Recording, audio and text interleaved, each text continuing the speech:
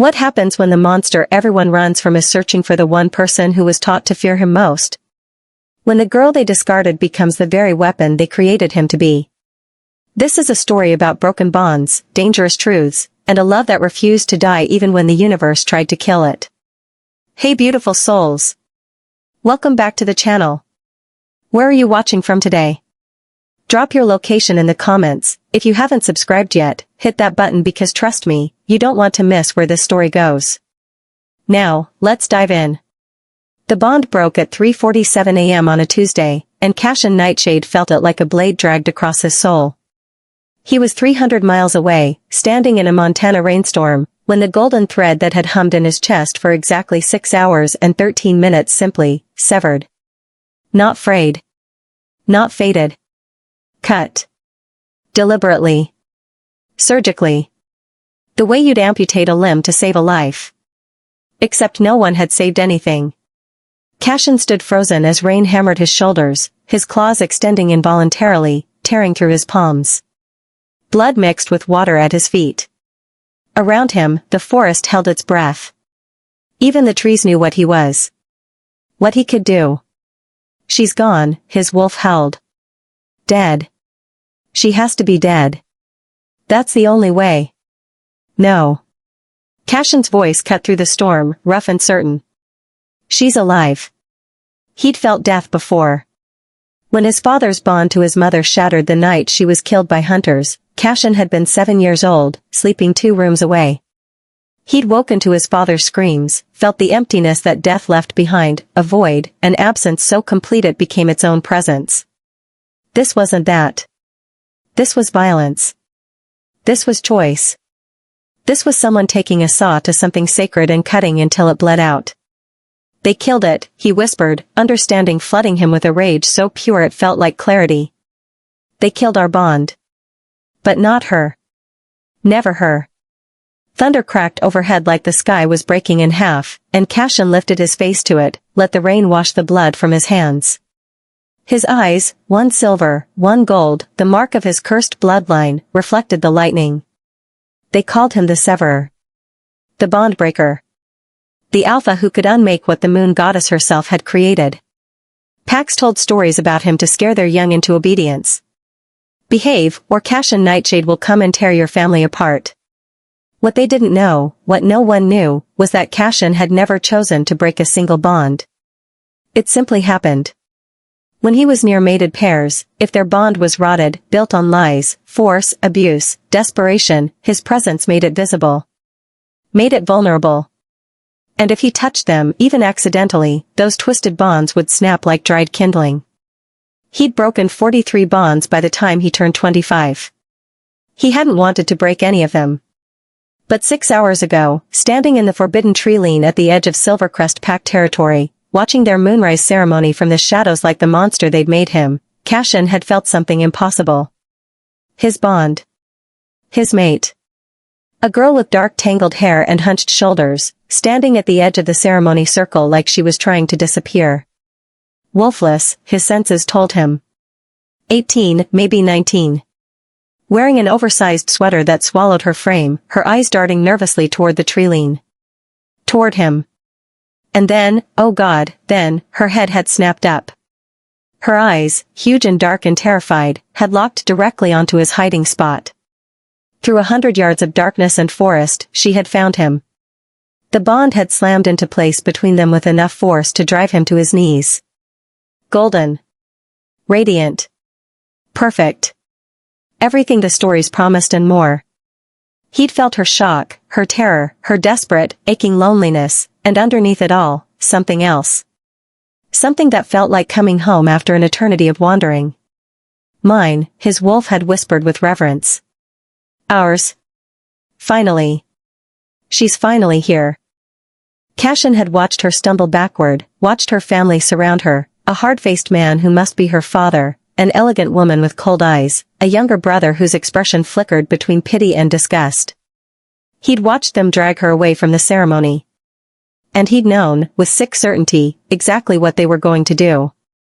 He'd run. Abandoned caution, abandoned stealth, abandoned everything but the need to reach her before they. Too late. The severing had hit him like a gunshot to the chest, dropping him mid-stride. He'd crashed into a ravine, felt ribs crack, tasted blood. None of it mattered. Nothing mattered except the emptiness where she'd been. Now, standing in this Montana storm 7 years later, Cassian reached into his jacket and pulled out a photograph. Crumpled, stained, but carefully preserved. He'd stolen it from a Silvercrest patrol 3 years ago, had nearly died getting it. Wren Ashford, the label on the back read. Beta family. Deceased. But she wasn't deceased. He'd know if she was. I'm coming, Cassian told the photo, told the ghost of a bond that should have been. I don't care how many packs I have to go through. I don't care what they did to you, what they made you believe. His phone buzzed. A text from Maven, his only ally, found something. Seattle. Coffee shop called Lunar Grounds. Girl matching description. Cassian, she ran when she saw the couple holding hands. Broke their engagement bond with a touch. Cassian's heart stopped.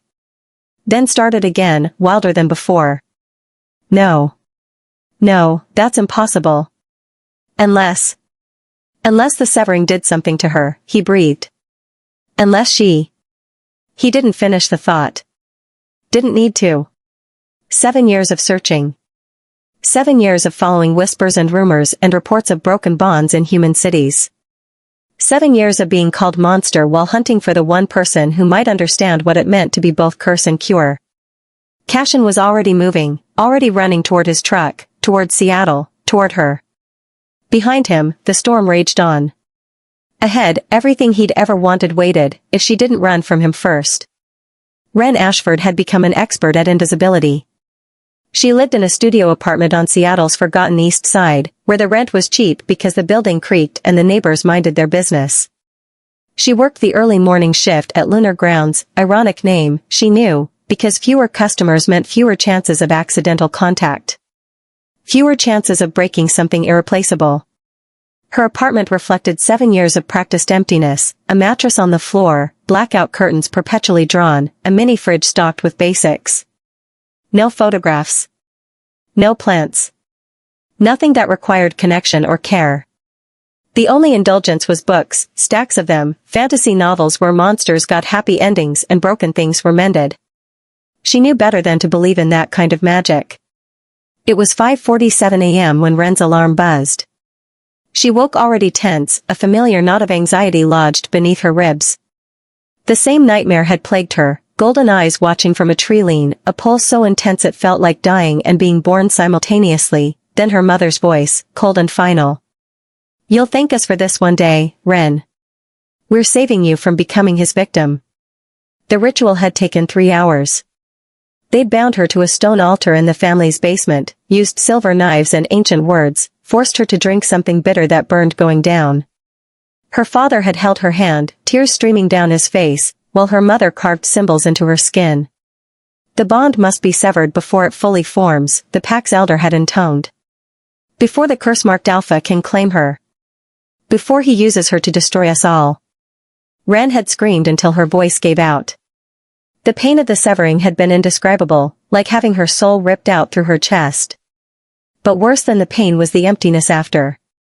The hollow space where something sacred had almost lived. They'd dumped her at the territory border the next morning, her mother's final words echoing, "You're bondless now. Broken. No pack will have you. But you're alive, and you're free of him. That's all that matters." Wren splashed cold water on her face, avoiding her reflection. She knew what she'd see, the same too-thin girl with shadows under her eyes, dark hair she kept short now because long hair invited touch, invited questions. The scars from the ritual had faded to silver lines across her collarbone, hidden beneath high-necked shirts. But the real scars were deeper. She could see them now, the bonds. Golden threads connecting people, visible only to her cursed eyes. Some glowed bright and healthy. Others were dull, frayed, toxic things that pulsed with sickly light. And if her emotions spiked, if she felt too much, those threads became tangible under her fingertips. One touch. That's all it took to sever them.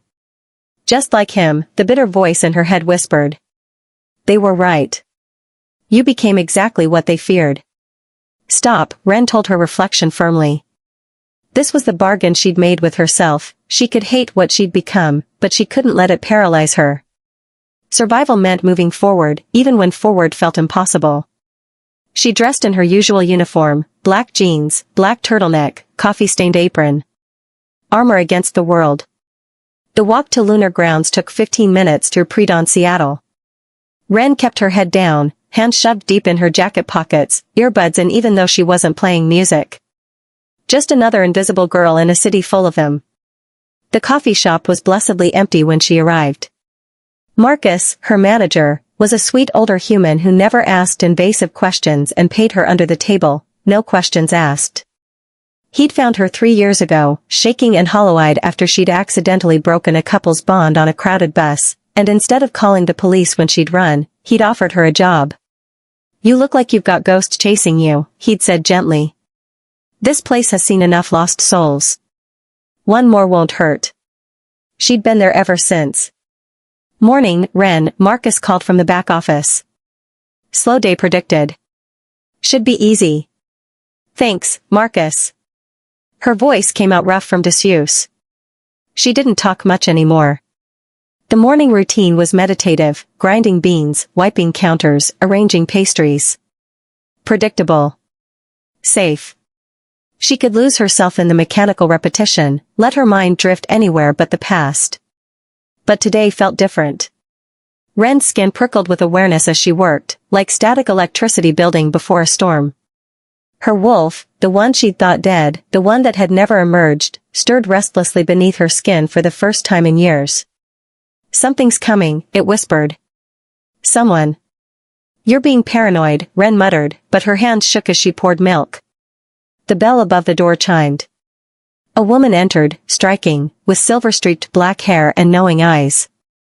She wore expensive clothes that screamed pack money, and when she approached the counter, Wren saw it, the faint shimmer of a bond, recently broken but healed, glowing with unusual strength.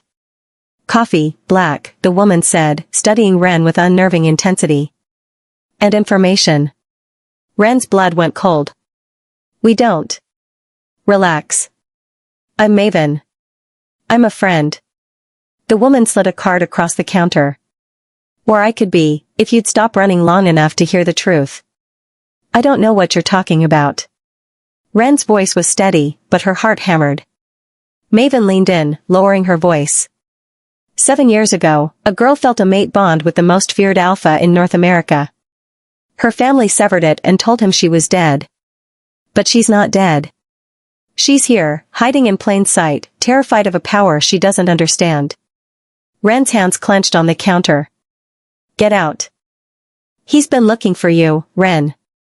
For 7 years. He knows what they did. He knows what you can do now." Maven's expression softened. "And he's not here to hurt you. He's here because together, you two might be the answer to something broken in our world." I said get out. "He's outside. Right now. Waiting." Maven straightened. "You can keep hiding. Keep living half a life, terrified of your own shadow. Or you can face him and finally get answers." She left without another word. Wren stood frozen, her breath coming in short gasps. Through the window, she saw a figure in the shadows across the street. Tall. Broad-shouldered. Unnaturally still. And when he shifted slightly, streetlight caught his face. One silver eye. One gold. No. No, no, no, no. Her wolf surged, desperate and yearning. Mate. Cassian had imagined this moment 10,000 different ways.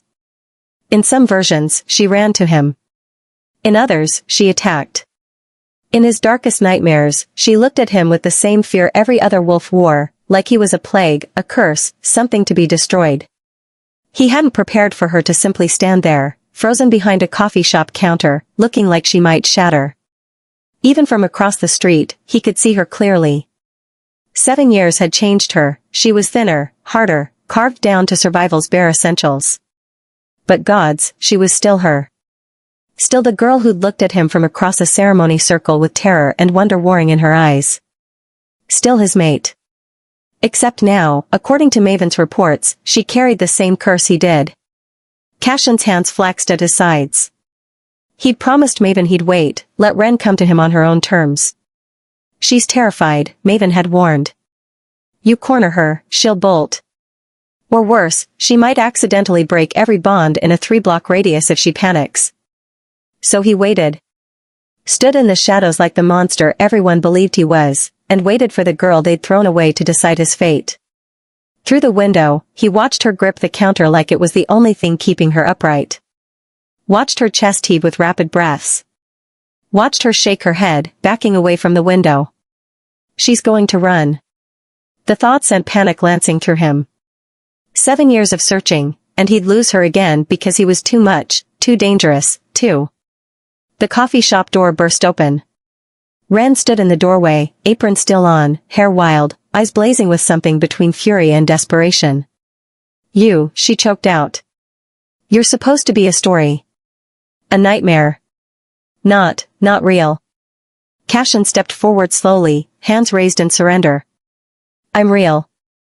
I've always been real. Stay back.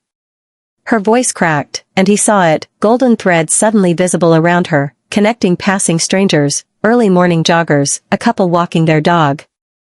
The threads pulsed, responding to her panic. He froze. Wren. How do you know my name? How did you find me? Her hands trembled. They told me you'd destroy me. That the bond would let you control me, break me, use me like a weapon against everyone I loved. Something shattered inside Cassian's chest. They lied. Did they? Wren's laugh was bitter, broken. Because look at me. Look what I became. I'm exactly what they said you were. I break bonds with a touch. I've destroyed marriages, friendships, families. I'm the monster from their stories. No. Cassian's voice came out rougher than intended. You're not a monster. You never were. Then what am I? She spread her hands, and he saw tears streaming down her face. What are we? Because I felt it, that night. For 6 hours, I felt something so beautiful it hurt, and then they cut it out of me like a cancer. They said they were saving me. Were they? The raw pain in her voice nearly drove him to his knees. They were saving themselves, Cassian said quietly. From the truth. What truth? He took a careful step closer. Around them, early morning Seattle continued its routine, oblivious to 2 wolves standing on a precipice. That the mate bond isn't always sacred. That sometimes it's a trap, a prison, a tool for abuse. That the system our packs built around it is broken. Wren stared at him. That's not, the moon goddess wouldn't. Wouldn't she? Another step. He could see her more clearly now, the silver scars on her collarbone, the exhaustion in her eyes, the way she held herself like something fragile and dangerous simultaneously. I've seen it, Wren. Bonds formed from desperation, not love. Alphas using the mate pull to control their partners. Wolves trapped in toxic pairs because the goddess willed it. And when I get near those bonds, they break. Because they were already broken. Understanding flickered across her face. But healthy bonds stay intact. Always. He stopped, leaving 10 feet between them. Close enough to talk, far enough not to threaten. I've never broken a true bond. Not once. Only the poisoned ones. Then why do they fear you? Because I'm proof that their sacred system has cracks. And people would rather blame the messenger than face the truth. Cassian's jaw tightened. Your pack knew I wasn't dangerous to you. But if they let us bond, let us figure out what we could do together. What can we do? Wren whispered. This was it. The moment he'd been preparing for. The ritual that severed our bond, it didn't just break what was between us. It transferred part of my ability to you. Made you like me. Cassian held her gaze. But you got the severing without understanding it. Without the control or purpose. You're breaking bonds because you don't know how to direct the power. And you can teach me? More than that. He took a breath. I can sever bonds. You can too. But together, Wren, I think we can heal them. Restore what's been broken. Fix what's been damaged. We're not destroyers. We're two halves of something the moon goddess created to balance her own system. Wren's eyes widened. That's impossible. So is what we can do. So is surviving what they did to us. Cassian's voice softened. I've been looking for you for 7 years. Not for revenge. Not to use you as a weapon. But because even with the bond gone, even with them telling me you were dead, I couldn't stop feeling that you were out there. That we were supposed to find each other. Why? Her voice broke. Why would you want someone like me? Someone broken and... You're not broken. Cassian interrupted fiercely. You're wounded. There's a difference. And if you'll let me, I want to help you heal. I want us to heal together. Wren stood silent, tears streaming freely now. Around her, the golden threads pulsed and swirled, responding to her emotional chaos. Then she said the words that changed everything. Show me. Show me I'm not alone in this. Cassian extended his hand across the space between them. You've never been alone, Wren Ashford. Not for a single day. She stared at his hand for an eternity. Then, slowly, she reached back. Their fingers didn't touch. At the last second, Wren pulled back, panic flashing across her face. What if I break something? What if I hurt you? Cassian's hand remained steady in the air between them. You can't break what's already broken. And you can't hurt me, Wren. We're the same. We're not the same. You have control. I'm just, she wrapped her arms around herself. I'm chaos barely contained. Then let me teach you containment. He lowered his hand, respecting her boundary. But not here. Too many people, too much risk of exposure. Do you have somewhere private we can go? Wren hesitated, then nodded toward the coffee shop. Marcus, my manager, he's human. He doesn't know what I am, but he's safe. We can use the back room for a few hours before the morning rush. Inside, Marcus took one look at Cassian and whistled low. That's the ghost you've been running from? You knew? Wren's voice pitched with betrayal. Honey, I've been around long enough to recognize a haunted heart. Marcus grabbed his jacket. I'll handle the counter. You two work out whatever this is. Just don't break anything expensive. When they were alone in the cramped storage room, boxes of coffee beans stacked against walls, the scent of roasted grounds heavy in the air, Wren finally met Cassian's eyes directly. I don't know how to do this. Any of this. Start with the truth. Cassian leaned against the wall, giving her space. Tell me what happened that night. After the ceremony. The story spilled out of her in fragments. The way her younger brother, Dane, had noticed her distraction during the ceremony. How he'd followed her gaze to the tree-lean, seeing Cassian's distinctive eyes gleaming in the darkness. The panic that had erupted in her family. My father pulled me aside, Wren said quietly. Told me the stories about you were true, that you destroyed packs, broke families apart, left wolves hollow and bondless. That if I completed the bond with you, you'd use it to control me, make me a weapon. And you believed him. I was 18. Wolfless. I'd spent my entire life being told I was defective, wrong, less. Her voice hardened. Then suddenly I feel this incredible pull toward the monster everyone fears? Of course I was terrified. Cassian absorbed the blow of that word, monster, without flinching. He'd been called worse. My mother made the choice, Wren continued. Said the bond hadn't fully formed yet, that we could sever it before it locked into place. That it would hurt, but I'd be free. Safe. She laughed bitterly. She didn't mention it would give me her curse. It's not a curse, Cassian said firmly. It's a gift they didn't understand how to use. A gift that's made me afraid to touch anyone for 7 years? That's made me hide in human cities because I can't risk being near other wolves? Wren's composure cracked. I broke a child's bond with their mother last year. Accidentally brushed against them on a bus. The little girl started screaming, asking why her mama felt like a stranger. Do you know what that's like? To destroy something that pure? Cassian moved then, crossing the small space between them. He stopped just shy of touching her. Was the bond healthy? What? The bond between the mother and child. When you saw it, was it golden and strong? Or was something wrong with it? Wren frowned, remembering. It was dim. Strained. The mother kept yanking the girl's arm, hissing at her to be quiet. She seemed more annoyed than loving. Then you didn't destroy something pure. You freed a child from a connection that was already hurting her. Cassian's voice gentled. I know it doesn't feel that way. I know you see yourself as destructive. But Wren, every bond I've ever broken, every single one, was already poisoned. The power doesn't work on true love, genuine connection. It only works on what's false. How do you know? Because I've tested it. He pulled out his phone, showed her photos. Maven, the woman you met, I accidentally touched her and her husband when I first met them. Their bond glowed brighter. Got stronger. The power recognized something real and reinforced it instead of breaking it.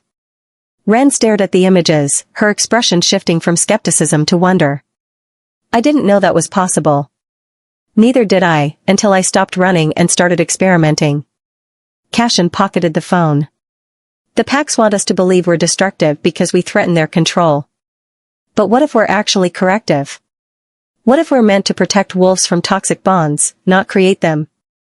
That would mean everything they taught us was wrong. Not wrong. Incomplete. He dared to move closer.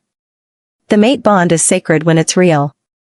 But forced bonds, abusive bonds, bonds formed from desperation or duty instead of genuine connection, those aren't sacred. Those are prisons. Wren was quiet for a long moment, processing. Then, why did you look for me? Really? It can't just be because of some half-formed bond that lasted 6 hours. Cassian's throat tightened. This was the vulnerable part, the truth he'd barely admitted to himself. Because in those 6 hours, I felt what I'd been missing my entire life. Not just a mate bond, peace. Like all the broken pieces of me finally fit together. Like I wasn't alone anymore. He met her eyes. When they severed it, I didn't just lose you. I lost the only moment of my life where I felt whole.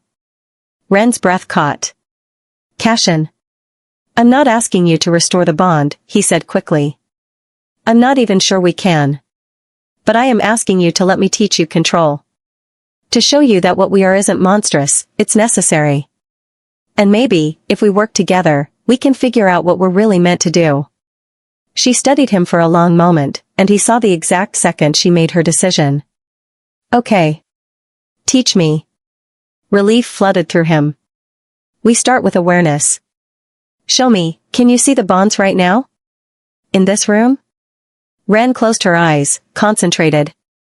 When she opened them, they glowed faintly gold. Marcus. He has a bond with someone. It's strong but distant. Someone he lost? Good. Now, can you feel which bonds are healthy versus which ones are toxic? She concentrated harder, and Cassian watched as understanding bloomed across her face. They feel different.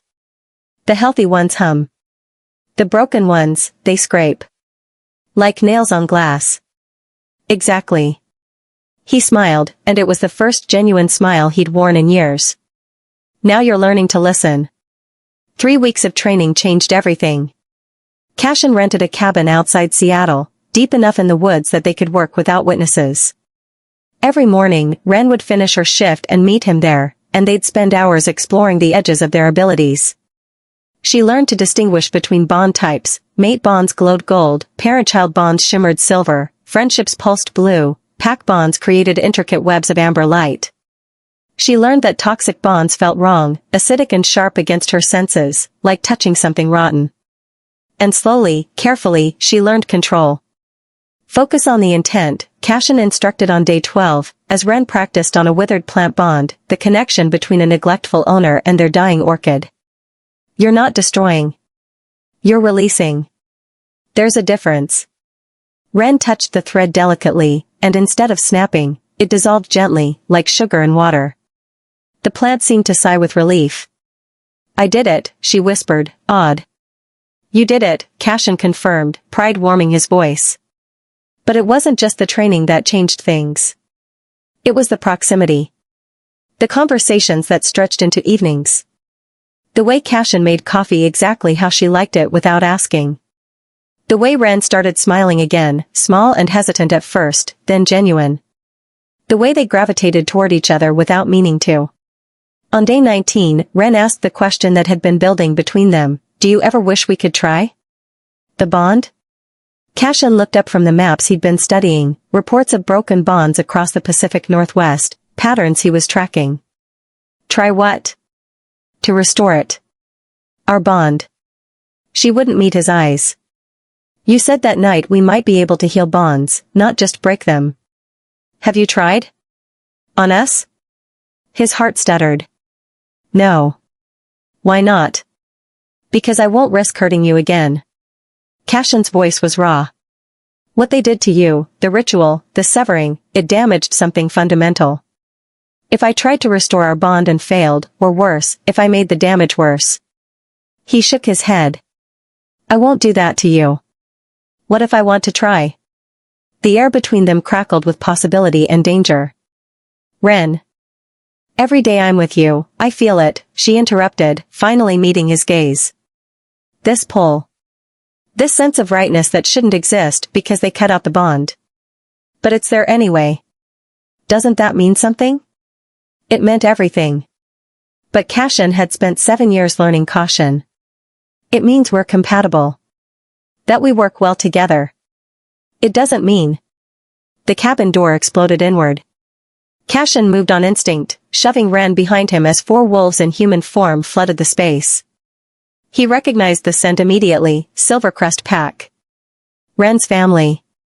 Her father, Beta Thomas Ashford, stood at the front, flanked by enforcers. His face was harder than Cassian remembered, carved with new lines of cruelty. Hello, daughter, Thomas said coldly. You've been difficult to track. Wren's hand fisted in the back of Cassian's shirt. How did you find me? Your brother never stopped looking. Dane always was persistent. Thomas's gaze shifted to Cassian. And you? The severer. We'd heard rumors you were searching for her, but we didn't believe you'd actually succeed. Get out, Cassian growled, feeling his wolf surge beneath his skin. You have no claim on her. No claim? She's our blood. Our responsibility. Thomas stepped forward. And we've come to bring her home. Home? Wren's laugh was sharp with hysteria. You threw me away. You severed my bond and dumped me at the border like garbage. We saved your life. Her father's composure cracked. Do you have any idea what he would have done to you? To our pack? We made the hard choice, the right choice. You made the choice that protected your secrets, Cassian interrupted, understanding flooding him.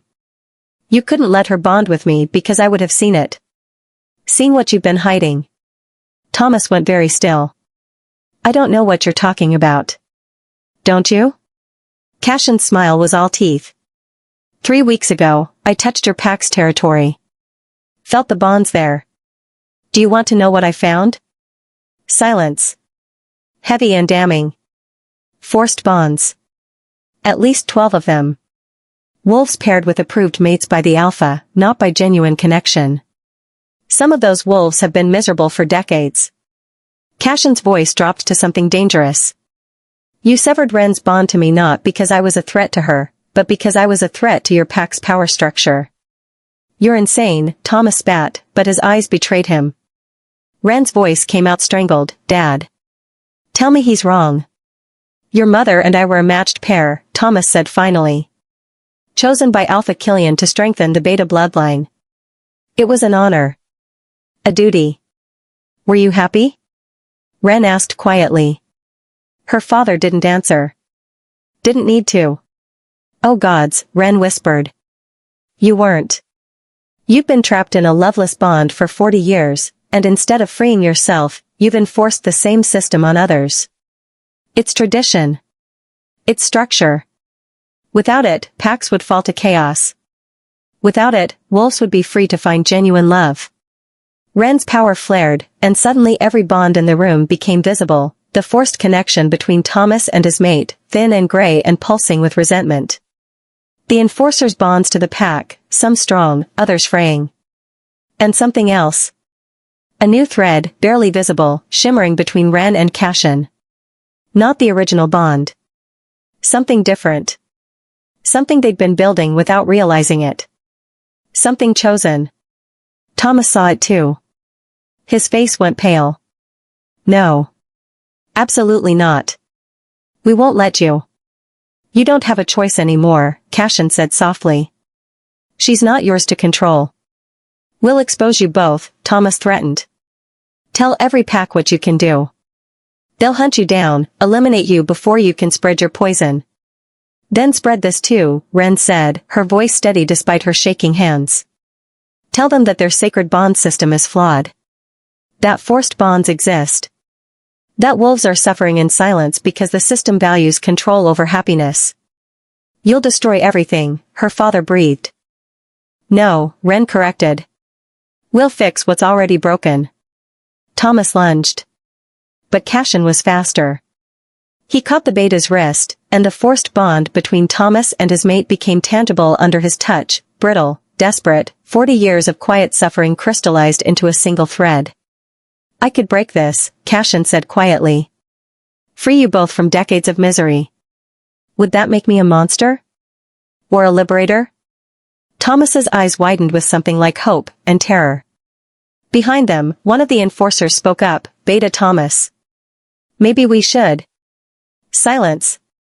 Thomas jerked away from Cassian's grip. We're leaving. But this isn't over. Wren, when you come to your senses, when he shows his true nature, we'll consider taking you back. I'm not coming back, Wren said. Ever. Her father flinched as if struck, then turned and stalked out, his enforcers following. When they were gone, Wren collapsed against Cassian, shaking. I'm sorry, he murmured. I'm so sorry they found us. Don't be. She pulled back to look at him. Cassian, did you see it? The thread between us? I saw it. That's not the old bond. That's a new one, he finished. One we're choosing. Building ourselves. Wren touched her chest, where the thread anchored. Is that possible? With us? Cassian smiled softly. I'm starting to think anything is. The attack came 3 days later, at dawn.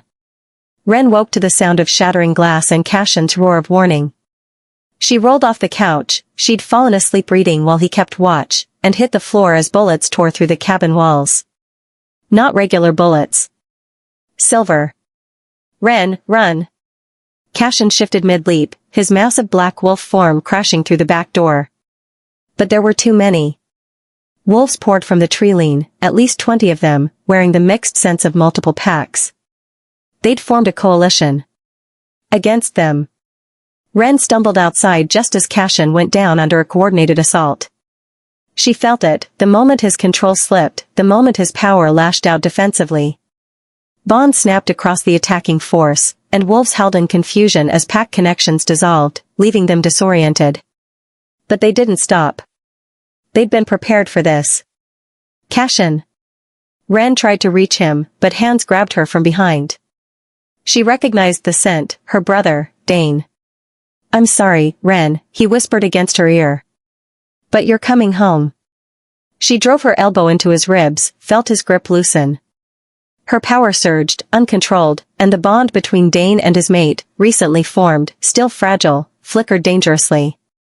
Don't make me break it, Wren warned. Let me go. I can't. Dad said, Dane's voice cracked. He said if we don't stop you now, you'll destroy everything.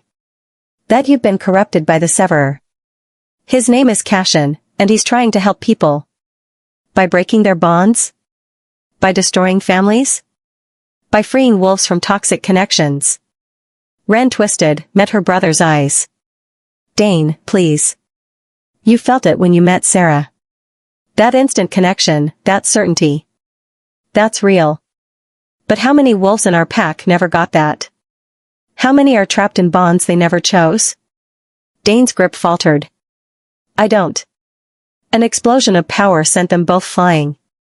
Cassian had shifted back to human form, bleeding from multiple wounds, his mismatched eyes blazing with feral intensity. Around him, bonds shattered like glass, pack connections, friendships, even some of the weaker mate bonds between the attackers. No. Wren screamed, but it was too late. Cassian had lost control completely, his power radiating outward in waves of destruction. This was what they'd feared. What the stories warned about. The sever, unrestrained. Alpha Cassian emerged from the tree-line, silver chains in his hands. He was ancient, powerful, and utterly certain in his righteousness. Stand down, abomination. You're surrounded, outnumbered, and out of options. Cassian snarled, but Wren could see the truth in his eyes, the horror at what he'd just done, at the bonds he'd broken indiscriminately. This was his nightmare made real. I'll make you a deal, Cassian continued smoothly. You leave. Disappear. Never contact another wolf again. In return, we'll spare your life and take back what belongs to us. His gaze shifted to Wren. The girl comes home. We'll repair what damage you've done to her. No, Cassian growled. She's bond-sick. Unstable. She needs pack, family, structure. Cassian's voice took on a reasonable tone.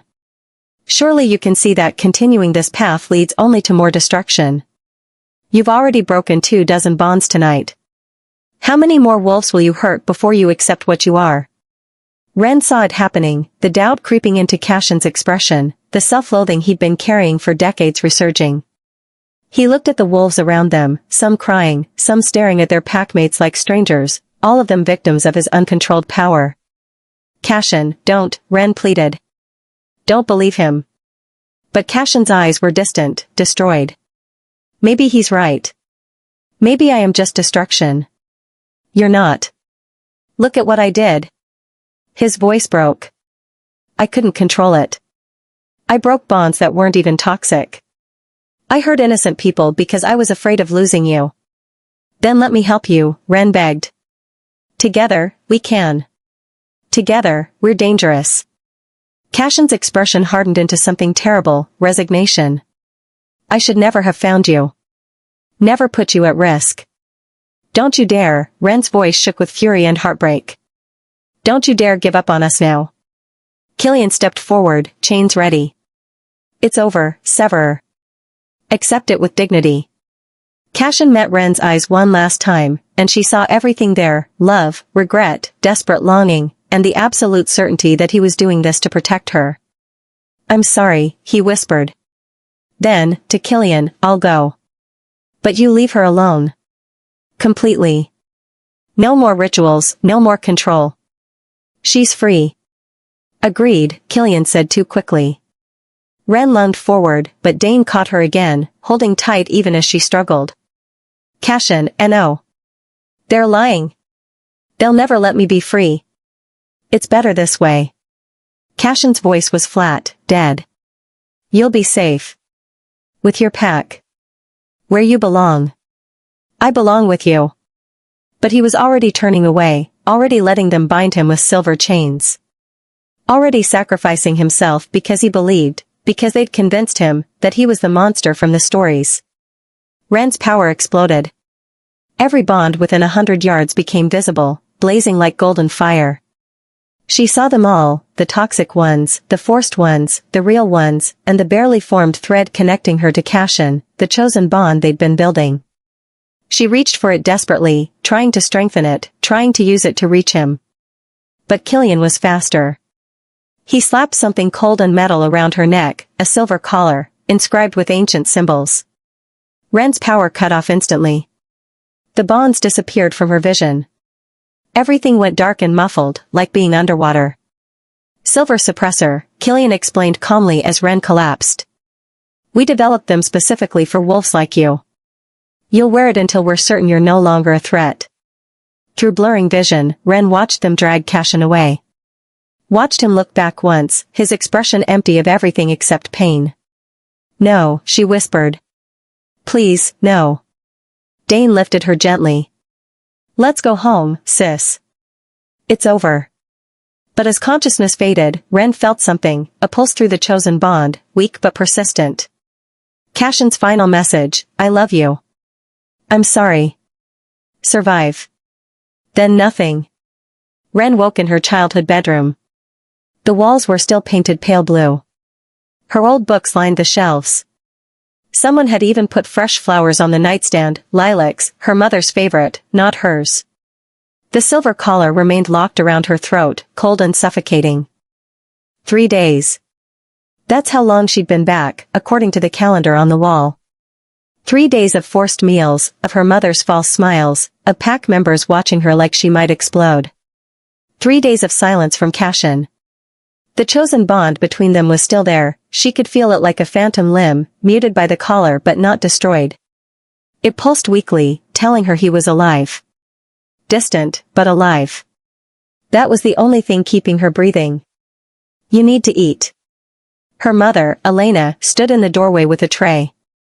She looked older than Wren remembered, lines of stress carved deep around her mouth. You're wasting away. Where is he? Wren's voice was hoarse from disuse. The severer is gone. Exiled beyond pack territories. Elena set the tray down. It's over, Wren. You can start healing now. Healing? Wren laughed bitterly. You mean forgetting? Pretending. Going back to being your broken, obedient daughter. Elena flinched. That's not fair. Fair? Wren sat up, fury giving her strength. You severed my mate bond when I was 18. You lied to me about what I'd become. You let me live in terror for 7 years, and now you've taken away the one person who understood me. Don't talk to me about fair. We protected you. You protected yourselves. Wren's hands fisted in the blankets. Cassian was right. You couldn't risk him seeing the truth about this pack. About your marriage. About all the forced bonds you've helped create. Elena went very still. Your father and I hate each other. I can see it now, even through this collar. The way you avoid touching. The way he flinches when you speak. You've been miserable for decades. Wren's voice softened despite her anger. Mom, why didn't you ever fight for something better? Because sometimes duty matters more than happiness. But Elena's voice cracked on the words. Sometimes we sacrifice for the greater good. Whose greater good? The alphas? The packs? Or just the lie you've been telling yourself to survive? Elena's composure shattered. She sat heavily on the edge of the bed, suddenly looking ancient. You don't understand. When I was your age, I had dreams. Plans. There was a boy from another pack, we were going to run away together, start fresh. Wren's breath caught. What happened? Your grandfather discovered us. Told Alpha Killian's father. They decided I needed to be properly matched with someone reliable. Someone who wouldn't let me make foolish choices. Elena's smile was bitter. Your father was loyal, dutiful, exactly what they wanted. We were bonded in a forced ceremony. The bond took because we were both too young to fight it, too conditioned to resist. Mom. For 40 years, I've wondered what my life could have been. Every day with Thomas is a reminder of what I lost. Elena finally met Wren's eyes. But I learned to live with it. Found purpose in my children, my duties. I convinced myself it was enough. But it wasn't, Wren whispered. No. Elena touched the collar around Wren's neck gently. When I helped sever your bond to the severer, I told myself I was saving you from my fate. But maybe I was just ensuring you'd share it. The admission hung between them, heavy with years of regret. Help me, Wren said urgently. Help me get out of here. Let me find him. Elena pulled her hand back. I can't. Killian would. Killian is maintaining a corrupt system that's destroying wolves. Wren grabbed her mother's hand. Mom, please. I know you're scared. I know you've spent decades playing by their rules. But you have a chance to do something right. To help me have what you never could. Elena's eyes filled with tears. Even if I wanted to help, the collar can be removed. You know where they keep the keys. Wren. A knock interrupted them. Dane entered without waiting for permission, his expression urgent. "Mom, we have a problem. Maven, that woman who helped the sever, she's at the border. She's demanding to see Wren." Elena stood quickly. "Tell her. She's not alone," Dane continued. "There are wolves with her. Lots of them. Refugees, they're calling themselves. Wolves who've left their packs because of forced bonds, toxic situations. They're asking for sanctuary." Wren's heart leaped. "How many?" 30, maybe 40.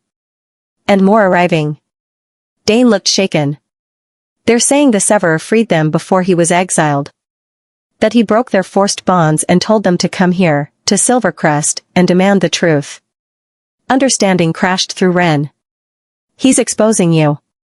Cassian broke those bonds deliberately, sent those wolves here as proof of what you've been hiding." "It's chaos at the border," Dane said. "Some of them are from our own pack, wolves whose bonds Cassian severed during the attack. They're demanding to know why the Alpha forced their pairings in the first place." Elena's face went pale.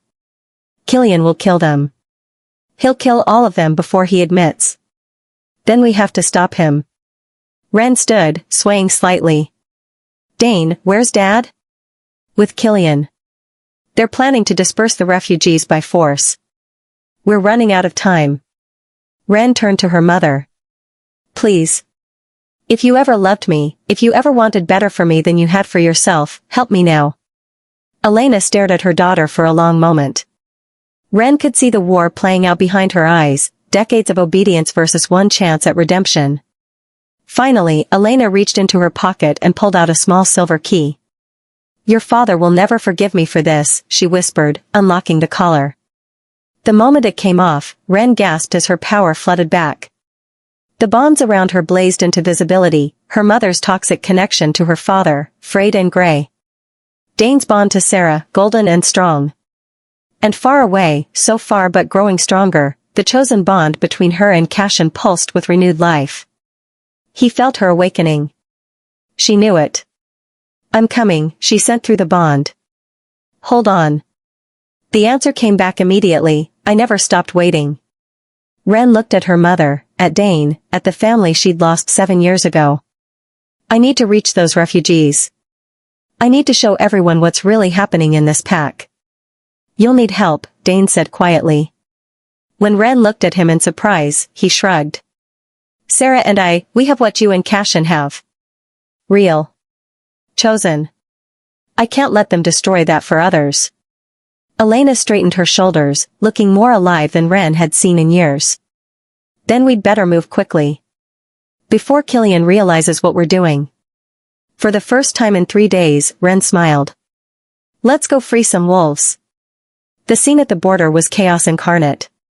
43 wolves stood in defiance against Silvercrest's enforcers, Maven at their front. She looked fierce and fearless, her silver-streaked hair wild, her voice carrying across the tense standoff.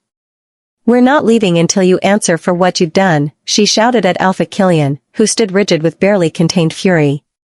"For decades, you've forced bonds, broken families, destroyed lives, all to maintain control. You have no proof," Killian snarled. "These are lies spread by a criminal. I'm the proof." Wren's voice cut through the noise like a blade.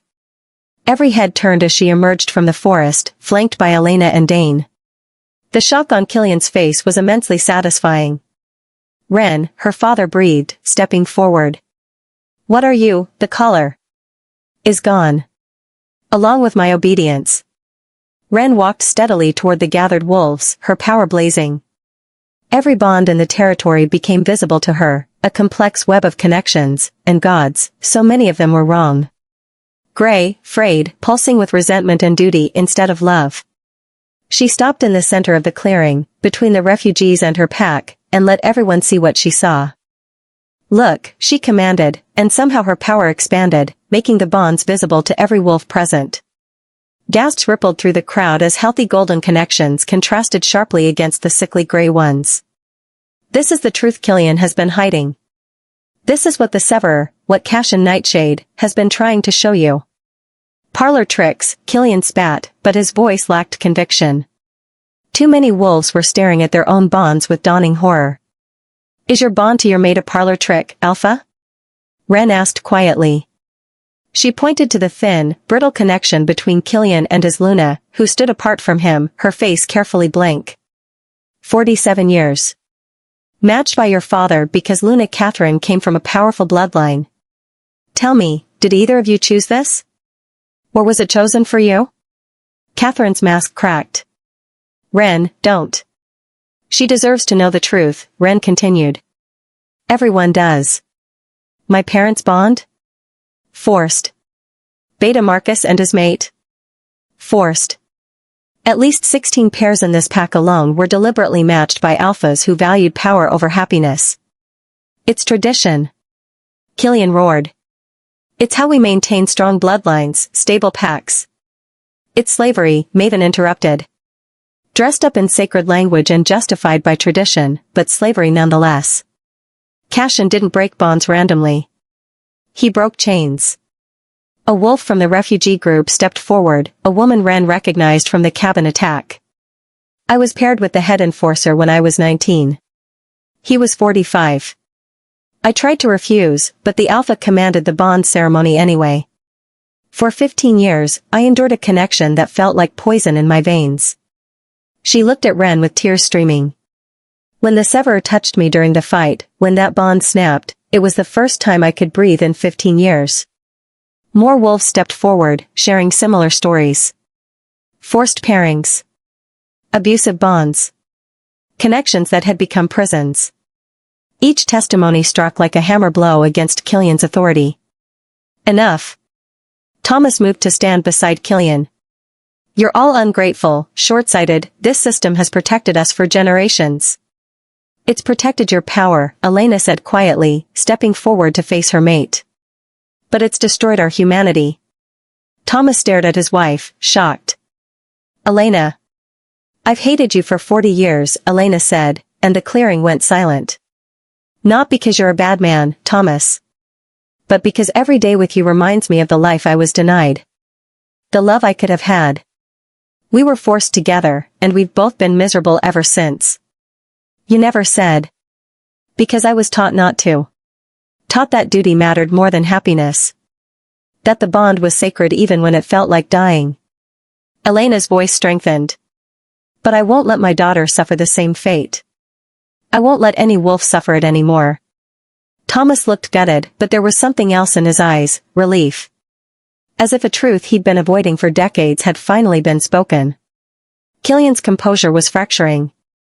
This is mutiny. Rebellion. I could have you all exiled. Do it, Maven challenged. Exile us. Hunt us. But the truth is already spreading. Other packs are hearing about Cassian Nightshade and what he can do. About wolves like Wren who can see through your lies. You can't suppress this anymore. Then I'll eliminate the source. Cassian shifted, his alpha power rolling out in waves. If the severer dies, if his mate dies, this all ends. He never finished the sentence. Cassian stepped from the tree-line. He looked worse for wear, bruised, bleeding, exhausted, but his eyes burned with fierce determination. And he wasn't alone. Behind him walked dozens more wolves, refugees from other territories, all bearing the same expression of defiant hope. You exiled me, Cassian said conversationally. But you forgot something. I'm not actually part of your pack. Your territory laws don't apply to me. He moved to stand beside Wren, and the chosen bond between them flared brilliant gold, visible to everyone. And I'm not leaving without her. Wren's heart soared. Through their connection, she felt everything, his fear for her, his determination, his absolute certainty that they belonged together. Together, she whispered. Together, he confirmed. They joined hands, and their combined power exploded outward. Every toxic bond in Silvercrest territory became tangible, visible, vulnerable. Wren and Cassian didn't break them, not yet. They simply held them there, suspended, letting every wolf feel the truth of their own connections. Choose, Wren said to the gathered wolves. You can cling to forced bonds, toxic traditions, a system built on control. Or you can choose freedom. Choose real love. Choose to rebuild something better. If we sever these bonds, Cassian added, you'll be free to find genuine connections. Real mates. True happiness. But it has to be your choice. For a long moment, nobody moved. Then Luna Catherine spoke, I choose freedom. The dam broke. Wolves stepped forward, one after another, offering up toxic bonds to be severed. Forced pairings dissolved. Abusive connections shattered. And in their place, nothing. Beautiful, open nothing, full of possibility. Thomas approached Elena slowly. I'm sorry, he said quietly. For all of it. You deserved better. So did you, Elena replied. She looked at Cassian. Can you? He nodded, understanding. One gentle touch, and the gray bond between them dissolved like morning mist. They both gasped, and then, impossibly, smiled at each other. The first genuine smile Wren had seen them share. Killian stood alone, his authority crumbling around him, watching his perfect system collapse. It's over, Cassian said simply. The truth is out. Packs across North America will hear about this. They'll question their own bonds, demand better. You can't stop it. The Alpha looked ancient suddenly, defeated. What happens now? Wren squeezed Cassian's hand. Now? We heal what can be healed. We help wolves find genuine connections. And we build something new, a system that honors real choice, real love. And us? Cassian asked softly, meant only for her. Wren smiled, feeling their chosen bond pull strong and true. We choose each other. Every day. No magic forcing it, no moon goddess commanding it. Just us, choosing love.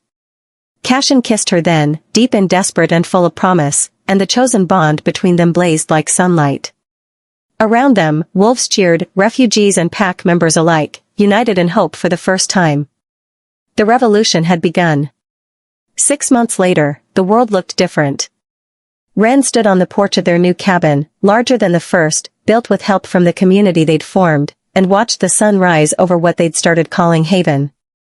53 wolves lived here now, refugees from 12 different packs, all seeking freedom from toxic bonds or forced pairings. It wasn't a traditional pack.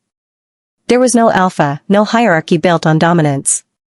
Instead, they'd created something new, a community where wolves could heal, find genuine connections, and choose their own paths.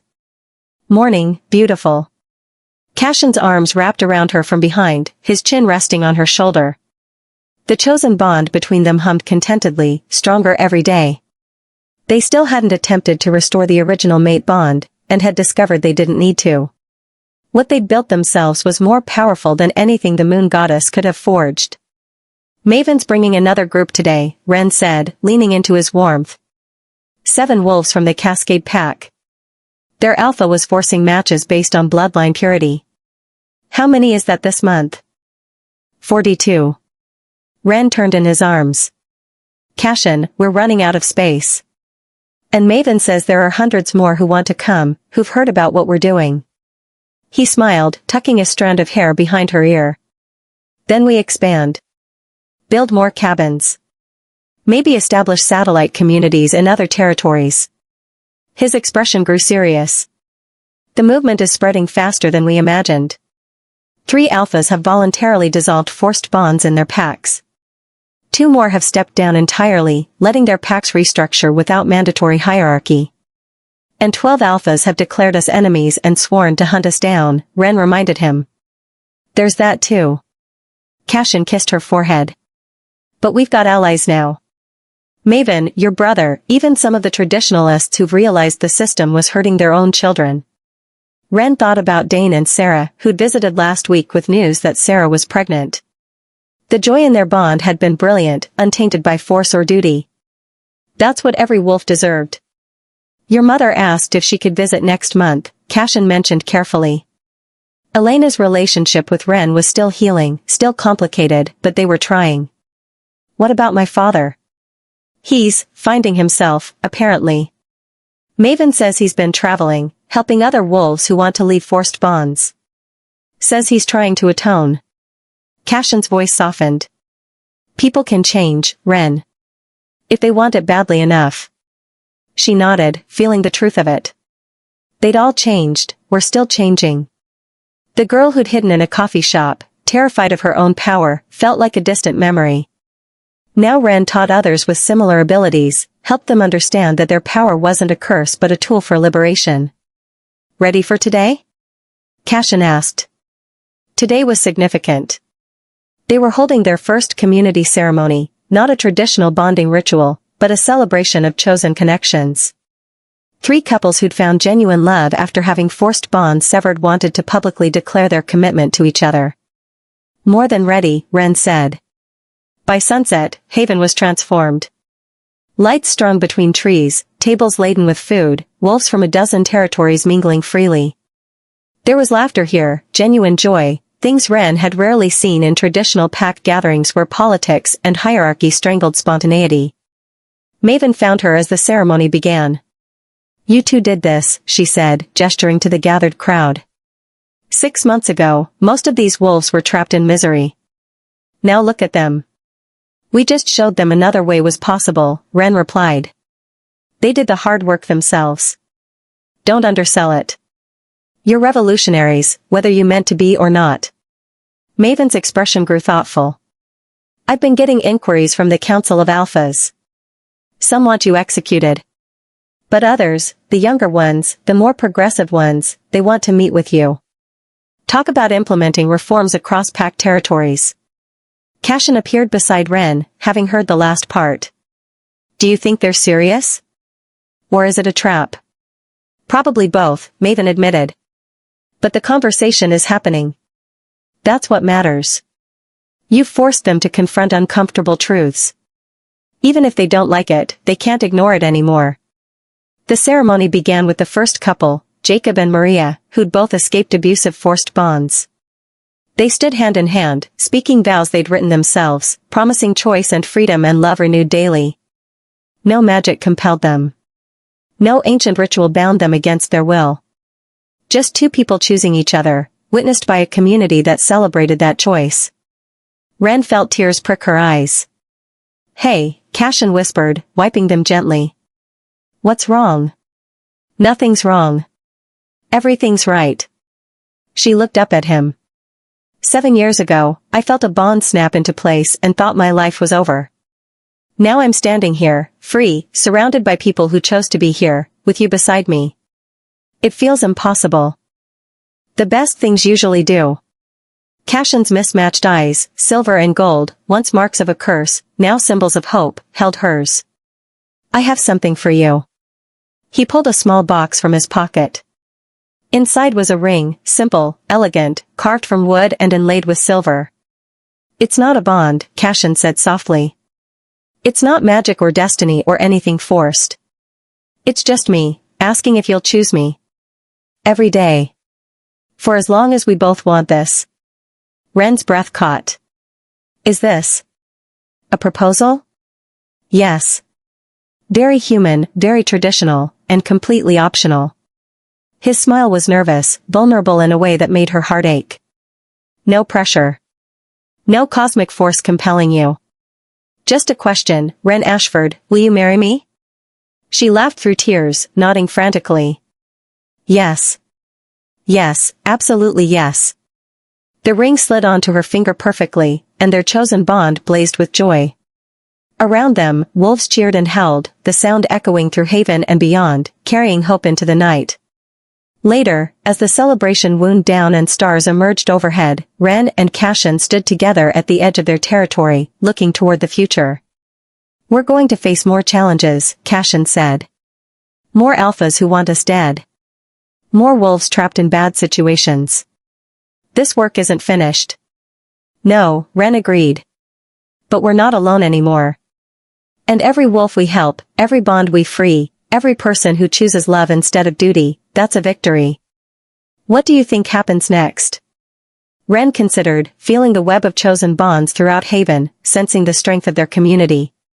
She thought about the wolves still trapped in toxic situations, the ones who'd heard whispers of freedom but hadn't yet found the courage to reach for it. Next? She smiled. We keep going. Keep building. Keep showing wolves that there's another way. She looked up at Cassian, at the man who'd searched for her through 7 years of darkness and never stopped believing. And we choose each other. Every single day. Cassian kissed her, soft and reverent, and the bond between them sang with certainty. They were the alpha they feared and the girl they threw away, two broken pieces that had found each other and discovered they weren't broken at all. Just different. Just exactly what the world needed. In the distance, a wolf howled, not a call to dominance or territory, but pure, unbridled joy. And in Haven, surrounded by wolves who'd chosen freedom, Wren and Cassian held back. The revolution would continue. Traditions would be challenged. Systems would change. But tonight, they celebrated something simpler and more profound, the radical act of choosing love, freely given and freely received. Together, they were unstoppable. Together, they were finally home. Thank you so much for joining me on this journey. If you loved Cassian and Wren's story, please hit that subscribe button and let me know in the comments what you thought. Where are you watching from? What part touched your heart the most? Should I create more werewolf romance stories? Your support means everything, and I can't wait to bring you more epic love stories. Until next time, beautiful souls, choose love, choose freedom, and never let anyone tell you that you're too broken to be extraordinary.